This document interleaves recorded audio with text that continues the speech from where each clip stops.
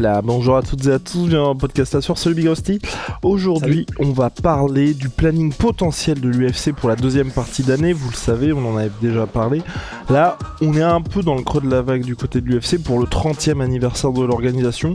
Pour ma part, un peu déçu, et déçu d'autant plus que l'International Fight Week, donc l'événement de juillet qui est censé être un gros event pour l'UFC, là, je vais pas dire un peu sacrifié, mais on voit bien que c'est pas la priorité numéro 1. Sauf que là, Dana White, le même jour où Francis annonce sa signature au PFL, ou le lendemain, je crois, ouais. Ou le lendemain pour nous, mais le même jour pour les États-Unis. Ah ouais. C'est ça. Et donc, exactement le même jour, Dana White fait une petite vidéo sur YouTube où il annonce la carte de l'UFC 291 où honnêtement il n'y a que des bangers. Main event d'Austin Poirier contre Justin Gaethje. Et pour le reste de l'année, potentiellement, là, on est sur un run monstrueux. On va voir ça avec Big Rusty, générique. Soit.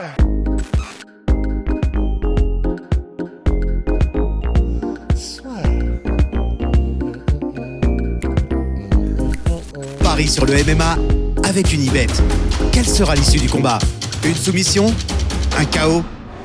Paris sur les meilleures cotes avec Unibet. Gaethje contre Poirier pour le titre de BMF, Baddest Mother on the Planet. Oh. Tu t'es pris les pieds dans le barbecue. Ouais, exactement. Vas-y, redis-le, voir si t'es un homme. C'est terrible. Non, je vais pas le redire. Et donc, parce que là aussi, Dana White dans la vidéo YouTube, comme Masvidal a pris sa retraite, c'est bon, le titre est de nouveau en jeu. Ça me fume tellement quand on y pense. Pour dire, voilà, c'est logique. Ensuite... Donc, wow, pardon, ça c'est le 29 juillet, autant pour moi, le 29 juillet pour Poirier contre Gaethje 2. Ensuite, le 19 août, et là aussi, Dana White a mis un petit coup de pression à Aljamain Sterling qui a dit, bon bah écoutez, on va faire ça au mois de juin. Non, ça va se faire au mois d'août, le 19 août prochain pour le retour de l'UFC à Boston. Sterling contre O'Malley, titre Bantamweight. Et là, pour le coup, c'est sur le papier, donc là, il y a pas mal de combats qui sont ajoutés. C'est un main event qui, aujourd'hui, vous pouvez peut-être vous dire que c'est pas... on va dire le plus ronflant, mais je pense moi personnellement qu'on peut avoir un événement toute proportion gardée à la Chad Mendes Conor McGregor. Si Sean O'Malley s'impose, déjà l'ambiance va être complètement dingue dans l'avant-combat parce que c'est sa ville, parce que c'est chez lui, parce que tout est fait pour qu'il s'impose le 19 août prochain, mais on peut vraiment avoir la naissance d'une superstar avec cette soirée-là. Ensuite, au mois de septembre, j'ai beaucoup de mal. Donc l'UFC a signé un deal, et on en parlait avec Big Rusty en off, ils sont vraiment trop forts, avec le gouvernement local en Australie, pour que l'UFC, les 4 prochaines années, fasse 3 pay-per-view à Sydney. Et donc là, ça va être Adesanya contre, pour le moment, on ne sait pas qui avec Rusty. On s'interrogeait, n'est-ce pas, Rust? Ouais, oui, parce qu'on était en train de se dire, alors c'est possible que ce soit le gagnant donc de Whittaker versus Duplessis, puisque le combat aura lieu en juillet. Ça fait quand même assez court, c'est ça qu'on se disait, parce que le problème c'est que c'est le 29, non c'est le 9, c'est le 8 juillet, c'est ça, Dricus versus Whittaker. Donc si jamais le gagnant prenait Adesanya, ça ferait 2 mois et demi pour se préparer pour Adesanya. Et il y a quand même de grandes chances que le gagnant ce soit Whittaker, et ça me paraît très fou que Whittaker accepte de reprendre le combat contre Adesanya immédiatement, parce qu'en termes de préparation, c'est immédiatement, après son combat contre Dricus Duplessis, sachant que c'est le combat qui représente tellement pour Whittaker que le prendre enchaîné comme ça directement, sans même s'arrêter des camps d'entraînement pour Dricus et pour Adesanya, alors que c'est un combat qui veut autant dire pour lui, ça me paraît très fou qu'il accepte. Alors c'est possible, si jamais l'UFC lui met un coup de pression en mode, en fait c'est soit maintenant, soit tu n'auras plus jamais la chance d'affronter Adesanya. Probablement qu'ils ont les moyens de le faire parler, de le faire plier, mais c'était soit ça, soit effectivement peut-être toi t'es allé du côté peut-être de Adesanya versus Jamal Hill, et ce qui n'est pas si déconnant. Hein. Ouais, Adesanya, Jamal Hill, en fait j'ai vu pas mal de choses sur Twitter qui... Aucune d'entre elles n'est vraiment déconnante. J'ai beaucoup de mal aujourd'hui. Faut dormir. Hein. Exactement. On a Khamzat Chimaev potentiellement. Il mettait potentiellement directement le title shot contre Israël Adesanya. Potentiellement aussi Adesanya qui ferait donc le combat contre Jamal Hill. Pourquoi ça a du sens? Parce que peut-être squeezé du côté de l'UFC, parce que vous allez le voir dans le reste du planning. À aucun moment on parle du retour cette année de Jiri Prochazka. Et en gros, l'une des théories, ce serait que, donc vous le savez, À l'UFC 291, le 29 juillet, on a le retour aussi d'Alex Pereira contre Blachowicz, et qu'en gros, en septembre, Adesanya tente de devenir champion face à Hill, qui stylistiquement est plus favorable qu'un gars comme Blachowicz contre lui, Mais pour oui. qu'ensuite Oh là il fasse là. la trilogie en light heavyweight pour le titre light heavyweight qui sera désormais propriété d'Adesanya si Adesanya vient abattre Hill et que Pereira vient abattre Blachowicz. Oh. En vrai, t'imagines le truc. En vrai, ça deviendrait l'une des histoires les plus mais folles oui. de Oh, mais l'histoire oui. des sports de combat, Adesanya versus Pereira. Ils se L'histoire seront de affrontés, l'humanité. mais... Oui. Ils se seront affrontés partout, sur tous les terrains, dans toutes les catégories, dans toutes les disciplines. Ils se sont mis KO l'un l'autre. Enfin, c'est... Si jamais c'est un plan de l'UFC, et de toute façon, ils voient toujours 10 coups en avance, c'est Fischer, ça pourrait être effectivement un combat qui serait unique dans l'histoire du MMA, qui serait unique, enfin même dans l'histoire des sports de combat. Enfin, il y en a plein des rivalités légendaires, mais des rivalités qui se déclinent dans autant de disciplines, sur autant de temps, et avec une telle diversité dans les résultats et dans la subversion des attentes. Franchement, là, tout de suite, comme ça, j'en vois pas d'autres. Hein. Same here, Rusty. Donc, ce serait fou, effectivement. Ce serait complètement dingue, et ça aurait du sens. Ça aurait du sens. Pourquoi je dis ça? Ça aurait du sens, surtout que l'avantage, c'est que ce combat-là est prévu le 9 septembre. Dana White a dit, on va bientôt annoncer ce qu'il y a, avec un petit sourire en coin. Peut-être que l'UFC, quoique ça ferait peut-être un peu court, mais ce que je me dis aussi, c'est que l'UFC se laisse le temps, je pense, de voir ce que va donner Dricus du Plessis contre Whittaker. Quand je dis ça, je pense que si Whittaker s'impose, ils ne vont pas faire Whittaker Adesanya 3. Par contre, si Duplessis s'impose, direct, ils font Duplessis contre Adesanya. Et je pense là aussi pour un mec comme Duplessis, pour lequel déjà qui a été catapulté vers le combat contre Whittaker, je pense que pour lui qui est aujourd'hui numéro 1 Whittaker, après s'être imposé contre Derek Brunson pour Dricus Duplessis, ça fait quand même un gros gap. Je pense qu'aujourd'hui, Duplessis, même si c'est une courte période de temps pour se préparer entre les deux, il va le faire parce que c'est, je vais pas dire qu'il aura plus jamais cette opportunité, mais ce serait compliqué pour lui. Donc à mon avis, en fonction du résultat du combat du 8 juillet entre Whittaker et Duplessis, ça pourrait, y a pas mal de choses qui pourraient changer. Donc voilà, affaire à suivre de ce côté-là. Nous nous étions au 9 septembre, UFC 293 qui se déroule à Sydney. Ce qui est sûr, c'est qu'il y aura Adesanya. Contre qui? Point d'interrogation. Ensuite, le 21 octobre, c'est désormais traditionnel l'arrivée de l'UFC sur la Fight Island d'Abu Dhabi.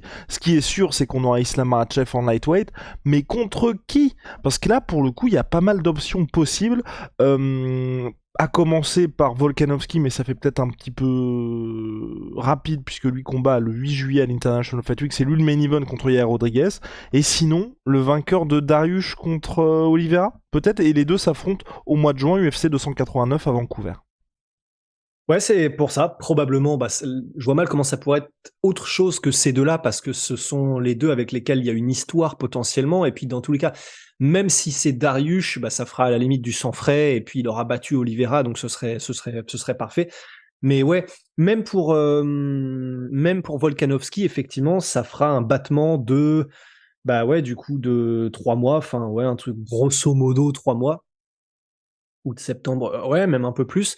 Donc, je pense que si jamais il a l'occasion et qu'il prend pas trop de dommages dans son combat contre, et qu'il le gagne, et son combat contre Yair Rodriguez, Volkanovski, je pense qu'il y a vraiment moyen. Après, je pense que ce sera surtout en fonction de Makhachev, dans le sens, est-ce que Makhachev sera chaud pour reprendre Volkanovski direct? En tout cas, les dernières fois qu'on l'a entendu en parler, il était pas très chaud. Mais de toute façon, c'est l'UFC qui décidera, donc à voir, effectivement. Ouais. Et puis si c'est Oliveira, c'est très bien aussi. Ça fait un combat dont tu sais que ce sera spectaculaire. Ouais. Et puis, c'est des belles options. Des belles options intéressantes. En main event, selon toute vraisemblance, on aura Chimaev, mais contre qui, là aussi la question se pose, parce qu'on était parti pour un Chimaev contre Costa. Vous le savez, Paulo Costa finalement sera de la carte de l'UFC 291 le 29 juillet prochain dans l'Utah. Paulo Costa aussi, et ça a son importance, a beaucoup de mal à faire le poids en moins de 84, donc middleweight. Je le vois mal enchaîner deux cuttings, et je vois mal aussi le combat se faire en light heavyweight. Donc je vois mal Paulo Costa enchaîner deux cuttings aussi courts. Et surtout, je vois mal Paulo Costa combattre tout court. En fait, parce qu'il a dit on que s'est l'UFC... échangé exactement, ouais. Ça m'énerve, Comme un moi ça m'énerve. Ouais, ça oui, m'énerve, non ça mais pareil. En fait, là, ce qui est chiant, c'est que encore une fois, donc Paulo Costa, quand un gars sur Twitter lui a demandé, bah, alors du coup, c'est bon, c'est officiel là que tu combats Aliskerov ou c'est encore l'UFC qui met des douilles? Et il est en mode, non, il mente. Donc probablement, peut-être, on n'en sait rien, mais que soit il joue avec nous ou quoi, mais qu'il a peut-être pas encore signé le fameux contrat pour combattre Aliskerov. En fait, c'est terrible, et c'est là où ils sont aussi forts, l'UFC, dans les techniques de négociation, mais c'est que là, c'est horrible, parce que là, c'est Paulo Costa qui nous énerve, alors que au fond, si jamais lui, il est en mode, bah non, j'ai pas envie de combattre Aliskerov, vous m'aviez dit Khamzat, j'étais chaud pour Khamzat, donnez-moi Khamzat, et puis on arrête de jouer, quoi. Mais, puisque médiatiquement et publiquement, donc, il ressort que Paulo Costa, encore une fois, fait des siennes pour ne pas combattre et qu'on n'en sait rien, c'est Paulo Costa qui nous énerve. Et alors que là, faut qu'on soit énervé contre quelqu'un, mais on sait juste pas contre qui, en fait. Parce que, bah, moi, j'ai envie d'être énervé contre Paulo Costa, mais je crois pas qu'il y soit pour grand chose, dans le sens, si effectivement on lui a proposé de contrat, qu'il en mode, bah non. Bah, de la même manière que moi, j'étais un peu vénère quand j'ai appris que le combat se faisait, bah, ça se trouve lui-même en mode, bah non, j'ai rien à y gagner, pourquoi le faire, etc. Donc, on ne sait même pas encore, en fait, si ce combat aura lieu pour Paulo Costa de toute manière. Après, c'est toujours bien. Moi, c'est juste ça là où ça commence à m'agacer. Un petit peu avec Paulo Costa. Non, mais tu vois, il est combattant, il est dans ses meilleures années. Ok, Ah ouais, c'est bah oui. bien de poster les mémis sur Twitter, de faire rigoler tout le monde, mais moi, je le suis et je l'apprécie, Paulo Costa, aussi parce qu'il est combattant, tu vois.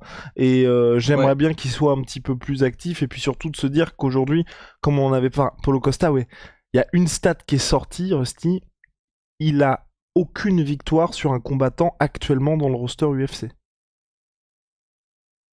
Voilà. Quand on y pense, quand on se pose 30 secondes et Ah.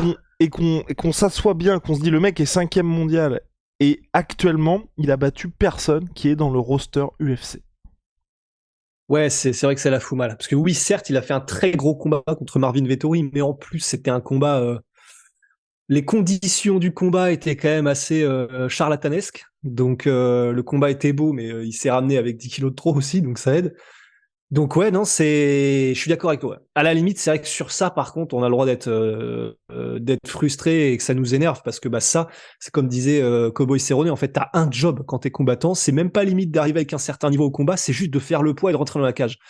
Et c'est vrai que ça, le problème, c'est qu'il est trop, il est marrant en fait cet enfoiré. Donc quand il avait fait son truc avec Vettori, il avait tourné ça d'une manière qui était vraiment drôle, en mode mais pourquoi toi ça te pose un problème de combattre des mecs plus lourds? Moi je m'en fous de combattre des mecs plus lourds, je combats tout le monde. Pourquoi? Enfin, il avait retourné le truc comme à son habitude, mais c'est vrai que quand même au bout d'un moment c'est relou parce que un c'est pas professionnel et deux on le voit quasiment jamais combattre et quand on le voit combattre il fait des dingueries. Donc c'est vrai que ça va vite dans le football et j'ai très peur effectivement que d'ici quelques mois, si jamais on a eu des propositions, que ça fasse un peu comme John Jones avant qu'il combatte en poids lourd, où Ouais. chaque année on était en mode bah maintenant c'est Pierre et le loup en fait, soit on y croit plus. Donc c'est juste chiant quand il y a des news qui disent Paul Costa va peut-être combattre, gna gna gna, bah on y croit plus et c'est chiant quoi. Et surtout qu'on a eu les exemples dernièrement avec Nate Diaz et Francis Ngannou qui étaient en conflit ouvert avec l'UFC, qui eux ont combattu, qui se sont imposés et qui donc ensuite ont eu la main. Donc c'est pas comme si c'était une situation pour lui qui était sans issue et que le seul moyen c'était de ne pas combattre. Parce que il déglingue un gars comme ce qui était prévu contre Robert Whittaker, je veux dire, il tape Robert Whittaker, l'UFC dans une situation, c'est très compliqué. Parce que même s'il vient à partir ou à faire de la boxe comme à un moment il voulait boxer Jake Paul, c'est l'UFC qui en pâtit et non lui. Et d'autant plus que là, il était dans une situation potentiellement similaire à Nate Diaz ou Francis Ngannou il y a quelques temps, parce qu'il lui restait qu'un seul combat, qu'il était en mode, bah moi je peux très bien attendre jusqu'à, je crois que c'était le mois de mai de cette année, etc. Et je serai libéré de mon contrat.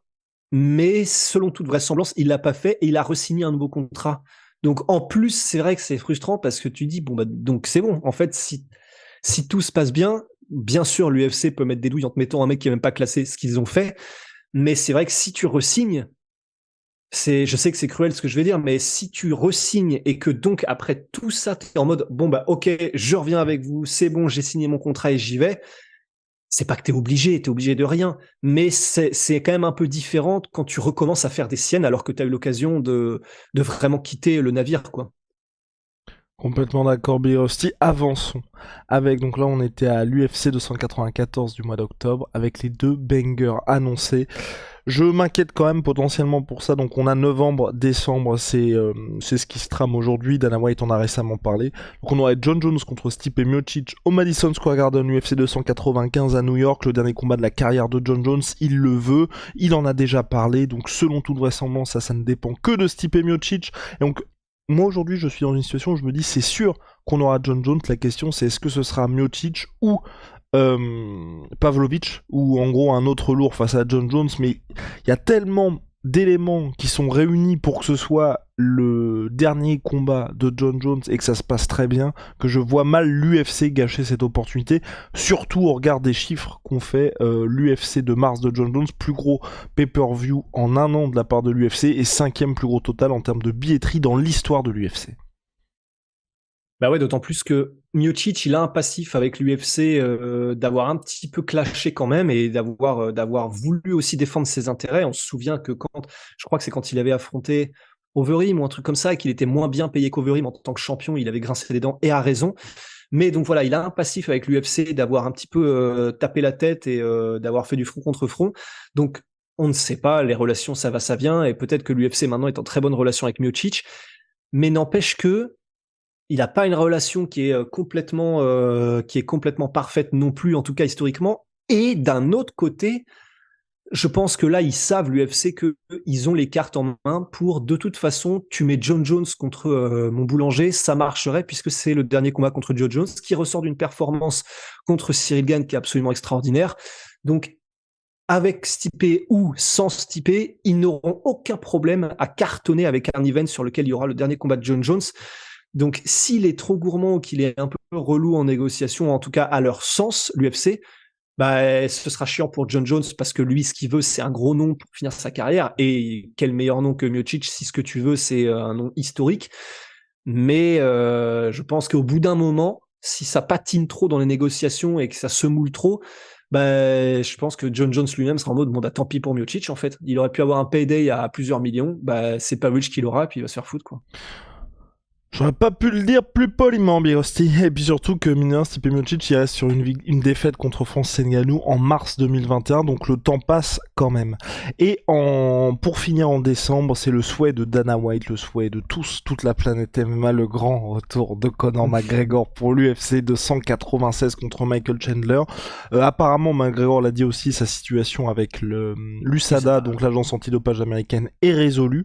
Moi, je veux vraiment que ça arrive au mois de décembre, je veux que ça arrive en 2023 parce que sinon ça ferait très très bizarre, d'autant plus s'il perd. Moi je crois plus à une victoire de Conor McGregor, et s'il perd, si en tout cas le combat est encore décalé, ça fera que le dernier combat de Conor c'était en juillet 2021, prochain combat 2024 si ça se fait pas en décembre, ça fait très mal. En termes de chiffres, en termes de délai, là je sais pas si vous avez regardé le documentaire McGregor Forever sur Netflix, on voit que c'est compliqué parce qu'il a une vie autour du MMA, on voit qu'à côté, même s'il y a évidemment de la com aussi, mais les mecs n'ont que ça. Je veux dire, Michael Chandler aujourd'hui, vous lui enlevez sa carrière de combattant, il n'existe pas quand je dis il n'existe pas aux yeux du aux yeux du tempérons peut-être quand même. Sa femme, son gosse, non, il n'existe pour personne. Aux yeux du tempérons un petit peu, mais oui, sportivement. Aux yeux du grand public, du grand public. Il n'existerait pas. Alors que Conor, il a beaucoup plus d'intérêt que sa carrière de combattant, et donc là il affronte quand même un Michael Chandler. Si on reste sérieux, parce que je sais qu'avec Conor McGregor c'est quand même la tendance aujourd'hui, c'est de troller, de se moquer un peu du gars. Chandler, c'est un top 5 mondial. Ok, à l'UFC, il a autant de victoires que de défaites, mais faut voir à chaque fois contre qui. Et surtout, toutes ces défaites, il a mis salement les mecs dans le mal. Vous regardez les combats contre Charles Oliveira ou contre Dustin Poirier, vous sélectionnez un moment du combat, vous pouvez et vous appuyez sur pause, vous pouvez être convaincu que le mec allait les mettre KO. Donc, non, franchement, là, c'est un vrai gros test pour Conor. Moi, je veux que ça arrive là, parce que au moins, en fait, on va savoir. Et je veux même, tu vois, juste plus Rusty me dire, et là déjà, j'ai fait la paix avec est-ce que Prime Conor va revenir ? Il ne va pas revenir, ça y est, je suis en paix avec ça. Mais je ne veux plus être à me dire, est-ce qu'on va revoir Conor combattre ? Je veux juste le voir rapidement, qu'il perde, et au moins comme ça on tourne vraiment la page, comme aujourd'hui, tu vois. Là, l'UFC, ils organisent Tony Ferguson contre Bobby Green, ça y est. Moi, je suis content de revoir Tony Ferguson, mais j'ai plus cette petite idée en moi qui me dit peut-être qu'il va refaire non, c'est fini là, il combat que pour le plaisir, c'est terminé. On a beau être fan de Tony Ferguson, on a beau tous l'apprécier, ses meilleurs jours sont derrière lui, et là aujourd'hui, il ne peut que espérer, tu vois, faire un beau highlight pour terminer sa carrière, mais il y aura plus de run sportif vers la ceinture. Ouais, non, complètement. Et puis pour ceux du coup qui savent peut-être pas ce que ça implique quand tu dis qu'il a recommencé à être avec l'USADA, c'est l'agence antidopage. Il faut 6 mois lorsque tu reviens dans ce qu'ils appellent le pool. Donc, alors traduit grossièrement c'est la piscine, mais en gros c'est lorsque tu reviens dans comment est-ce qu'on pourrait dire d'ailleurs, enfin, lorsque tu te remets dans leur liste d'athlètes testés et actifs et considérés comme actifs pour les tests antidopage et donc éligibles à combattre. Et il faut 6 mois aux dernières nouvelles. Alors c'était 6 ou 4, je sais plus. Enfin, en tout cas, c'est minimum 4 et je crois que c'est 6 mois lorsque tu reviens dans cette fameuse liste de combattants considérés actifs et pour lesquels du coup tu deviens éligible à combattre.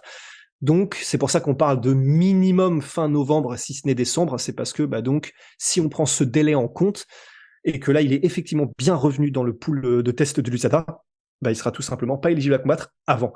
Et non, je suis d'accord avec toi, c'est de toute façon, maintenant, et tu vois, c'est marrant parce que je me souviens que quelques années avant, je me souviens des podcasts qu'on faisait quand c'était le Prime McGregor, on disait, faut vraiment qu'on en profite. Parce que c'est une étoile filante, que ça ne durera pas.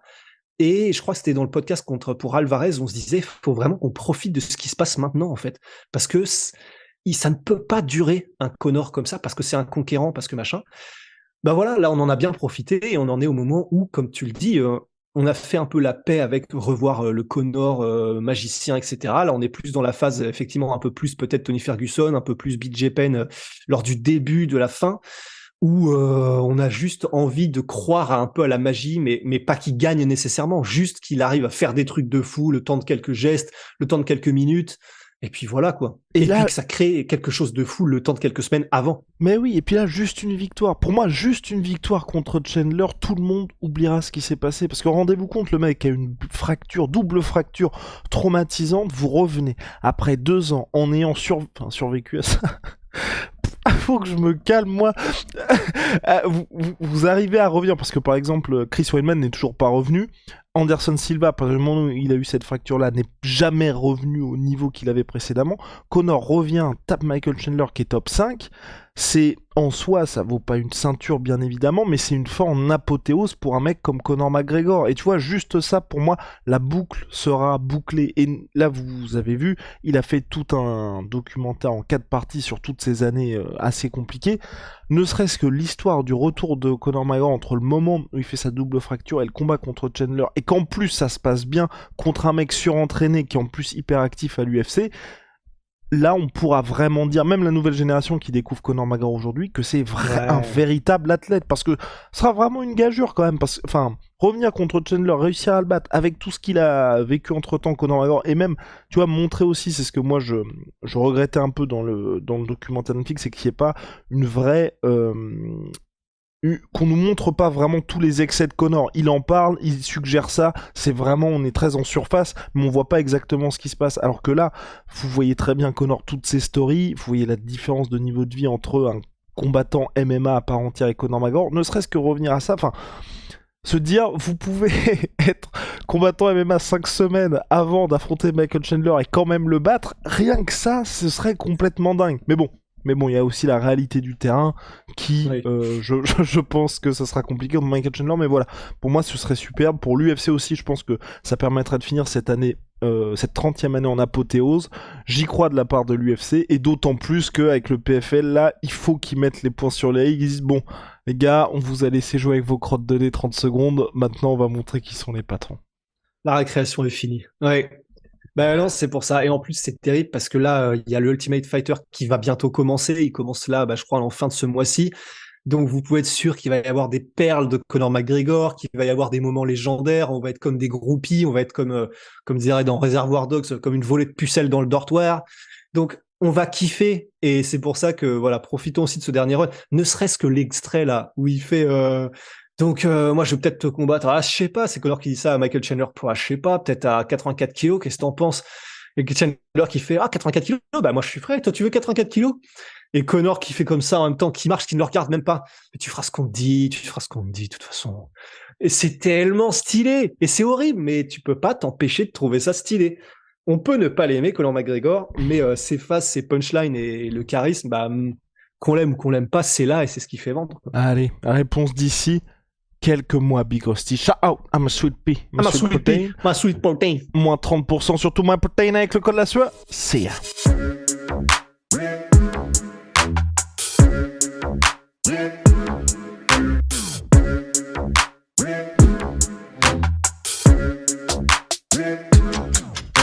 I'm fucking coming for you!